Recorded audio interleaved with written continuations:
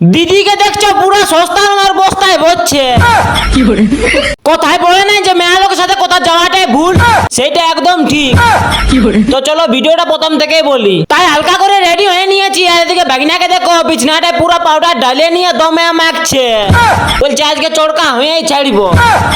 তারপর দিদি আর ভাগিনাকে নিয়ে চলে আলি মেলা দেখতে।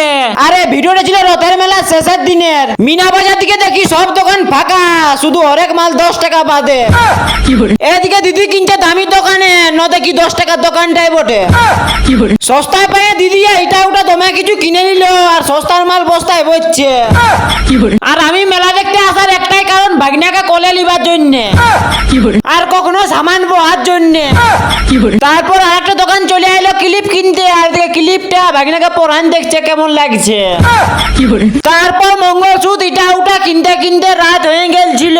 আর আমার দিদিও ভিডিও বানায় ইনস্টাগ্রাম ফেসবুক আইডির নাম সুজাতা মাহাতো। সবাই একটু সাপোর্ট করবে, আর ভিডিওটা কেমন হয়েছে অবশ্যই কমেন্ট করে জানাবে। বাই।